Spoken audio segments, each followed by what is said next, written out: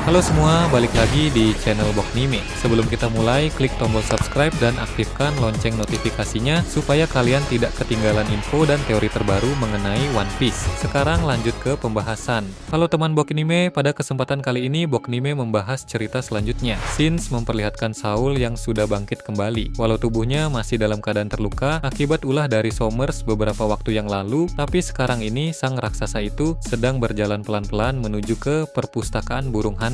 Namun dalam perjalanan dia harus melewati tempat di mana Sommers dan Gillingham sedang bertarung melawan Zoro dan Sanji. Sebagaimana Mimin Boknim ketahui sebelumnya, Gaban sedang bertarung melawan kesatria suci yang baru muncul dari lingkaran sihir, sehingga Sommers dan Gillingham pergi dari tempat pertarungan Gaban dan tak sengaja bertemu dengan Zoro dan Sanji. Sommers yang melihat Saul lewat pun memuji ketahanan fisiknya karena ternyata dia mampu bangkit kembali walau tubuhnya sudah penuh dengan luka parah. Dia pun segera menciptakan tanaman berduri yang diarahkan kepada Saul. Untung saja Zoro dan Sanji kembali bekerja sama dengan cara dua spirit seperti yang mereka lakukan saat mengalahkan Grogisaurus di dunia bawah kemarin. Zoro melompat ke atas kaki Sanji, kemudian Sanji menghempaskan Zoro dengan kakinya itu. Hal tersebut membuat Zoro melesat dengan cepat menuju ke dekat Saul sehingga dia bisa menebas tanaman berduri dari Sommers sebelum mencapai tubuh sang raksasa itu. Melihat hal tersebut membuat Sommers menjadi kesal. Di sisi lain, Saul berterima kasih dan bilang bahwa teman-teman Robin memang sangat bisa diandalkan. Dia pun lanjut bergerak pergi sambil terus dilindungi oleh Zoro dan Sanji sehingga baik Sommers maupun Gillingham tidak bisa menyerang Saul. Dari kejadian ini, Zoro dan Sanji kembali membuktikan bahwa meski biasanya mereka berdua sering bertengkar dan mengejek satu sama lain, tapi dalam situasi seperti sekarang dua kru Luffy itu mampu bekerja sama dengan sangat baik. Sementara itu, di dekat perpustakaan burung hantu saat ini ada Uroge bersama dengan para krunya dalam bajak laut Velenmong. Si supernova yang satu itu mendatangi Elbaf karena dia memiliki tujuan tertentu. Ada sesuatu yang Uroge incar di dalam perpustakaan burung hantu. Memang sangat wajar jika dia muncul di Ark Elbaf ini, karena dalam cerita di dunia baru ini, Luffy selalu berurusan dengan para supernova, entah sebagai kawan ataupun sebagai lawan. Satu-satunya yang belum berurusan dengan Luffy di dunia baru hanya Uroge saja, sehingga sudah waktunya bagi Uroge untuk muncul dan melibatkan diri dalam alur cerita utama. Ketika dia semakin dekat dengan perpustakaan burung hantu, beberapa monster mimpi buruk pun muncul dan menghalanginya. Para monster itu jumlahnya memang sangat banyak dan menyebar ke berbagai tempat, sehingga cepat atau lambat Uroge pasti bertemu dengan beberapa di antaranya. Para krunya pun terkejut karena ukuran tubuh dari para monster itu sangat besar dan wujudnya juga sangat aneh. Namun Uroge hanya tersenyum santai seperti biasanya. Tanpa berlama-lama dia langsung melompat dan mulai menyerang para monster itu. Para kru lalu bertanya apa sebenarnya yang diincar oleh Uroge di dalam perpustakaan burung hantu. Awalnya para kru mengira dia mengincar sebuah buku karena yang mereka tahu perpustakaan memang adalah tempat di mana buku-buku disimpan. Sambil bertarung melawan para monster, Uroge menjelaskan bahwa perpustakaan burung hantu itu sangat unik dan berbeda dari perpustakaan yang lain. Di sana memang ada banyak sekali buku, tapi ada pula barang-barang berharga lain seperti senjata-senjata yang legendaris. Senjata-senjata itu pun memiliki ukuran yang bermacam-macam. Ada yang berukuran besar untuk para raksasa dan ada pula yang berkurang normal untuk para manusia. Jadi yang diincar olehnya di dalam sana bukan sebuah buku, melainkan salah satu dari senjata legendaris yang telah berhasil Uroge ketahui informasinya sejak lama. Menurut sang supernova itu, senjata tersebut akan cocok untuk dia pakai sehingga dia mau repot-repot datang ke Elbaf untuk mengambilnya. Uroge lalu lanjut bertarung dan memakai pukulan-pukulan kuatnya untuk menjatuhkan para monster di hadapannya itu. Dia bilang, para monster aneh tersebut rupanya tidak sehebat penampilan mereka. Dari segi ukuran mereka memang terbilang sangat besar, tapi dari segi kemampuan bertarung mereka sama sekali bukan tandingan dari Uroge.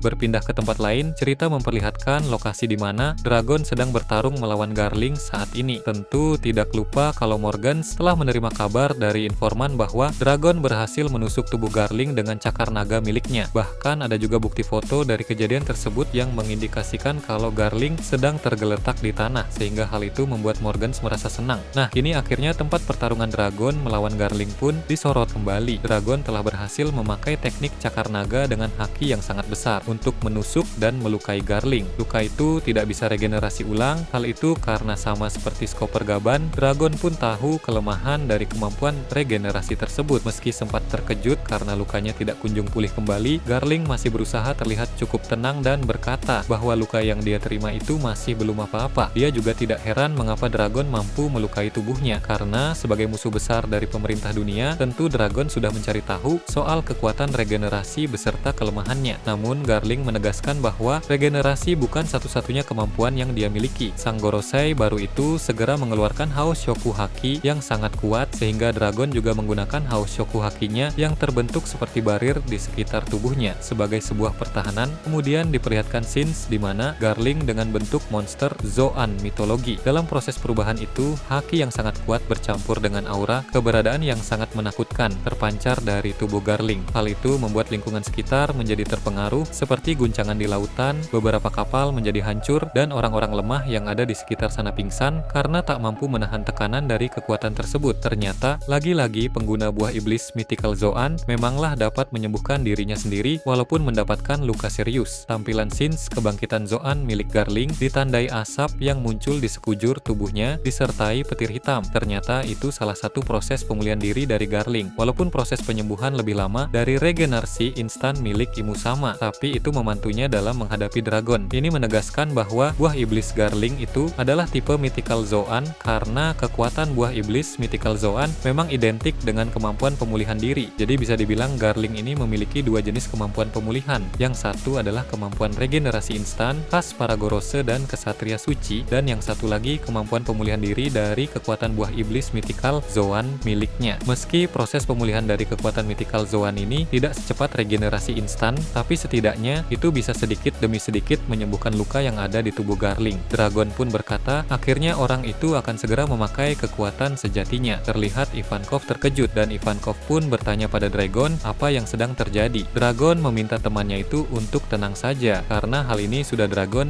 duga dari sebelumnya. Dari sini jelas bahwa Dragon sama sekali tidak terintimidasi atas kekuatan besar yang Garling perlihatkan. Dari awal, Dragon memang sudah memprediksi bahwa Gorosei dari keluarga Fagerland itu akan mengeluarkan seluruh kemampuan yang dia miliki, sehingga Dragon juga telah mempersiapkan diri. Jadi bukan hanya Garling saja yang akan menggunakan kekuatan sejatinya, tapi Dragon juga akan menggunakan kekuatan sesungguhnya yang dia miliki. Beralih ke Mary Joyce, ditampilkan ruangan bunga milik Imusama. Di sana ada Imusama yang sedang berdiri. Ketika matanya disorot, terlihat bahwa dia sedang menatap dengan tajam. Namun tatapan tajam dari Imusama itu tidak ditujukan untuk seseorang di ruangan bunga. Rupanya Imusama sedang terhubung ke semua penglihatan Gorosei, sehingga dia bisa melihat apa yang bisa dilihat oleh para Gorosei itu. Sekarang tatapan tajam Imusama itu dihubungkan fokus ke dalam penglihatan Garling, karena Imusama tengah memantau jalannya duel Garling melawan Dragon. Imusama tahu bahwa duel mereka akan menjadi pertarungan yang sengit dan akan membawa dampak besar pada perkembangan dunia nanti. Jadi dia ingin melihat pertarungan tersebut secara langsung dengan matanya sendiri.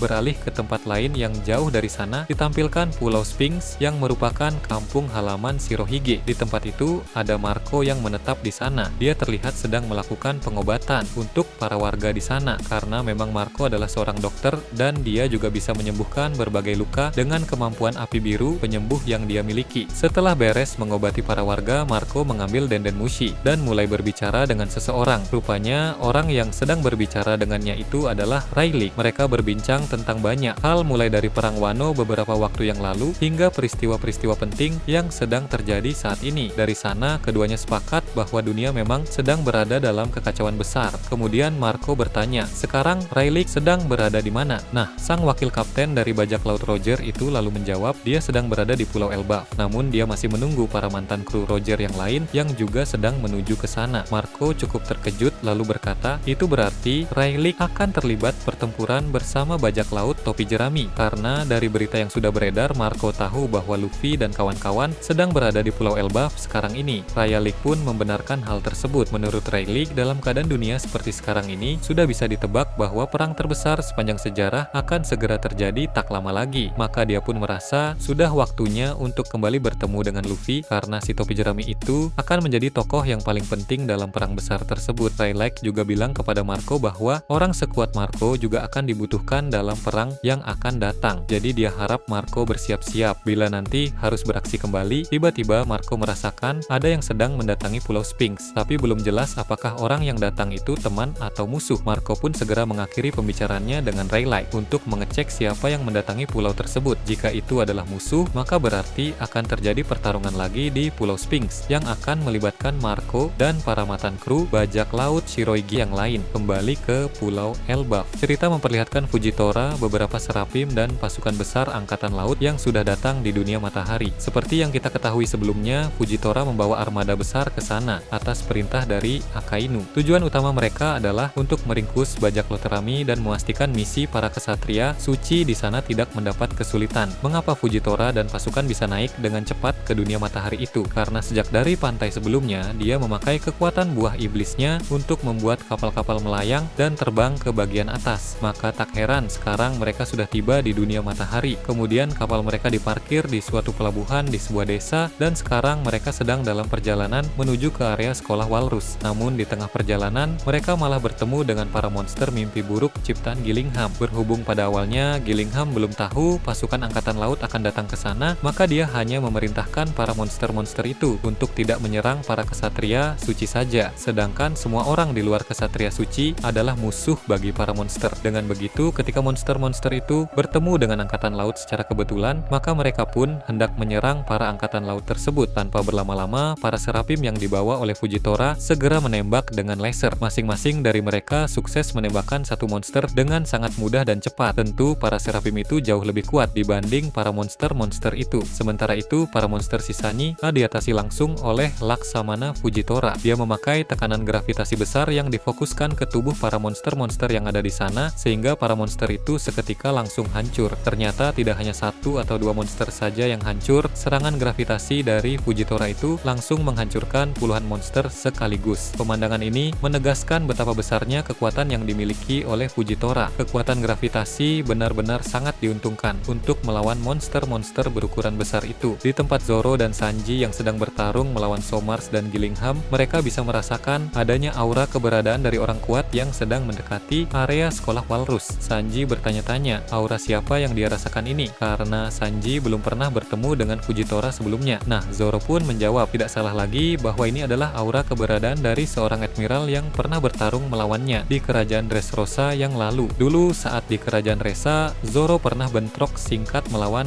Admiral Fujitora, sehingga ingatan itu masih melekat di pikiran Zoro. Dengan aura keberadaan dan teknik gravitasi khas dari kekuatan Fujitora, Zoro pun berkata, ayo kita bereskan para kesatria suci di hadapan mereka itu. Karena Zoro masih penasaran ingin menghadapi Fujitora lagi. Zoro ingin mencoba menuntaskan bentrokannya melawan sang admiral itu di kerajaan Dressrosa dulu. Bagaimana menurut kalian terkait ini? Nah, itu tadi berbagai hal menarik pada chapter 1149. Menurut kalian bagaimana? Silahkan tulis di kolom komentar di bawah. Oke, segitu saja untuk pembahasan kali ini. Jangan lupa like, share, dan subscribe untuk video menarik selanjutnya. Peaceful World.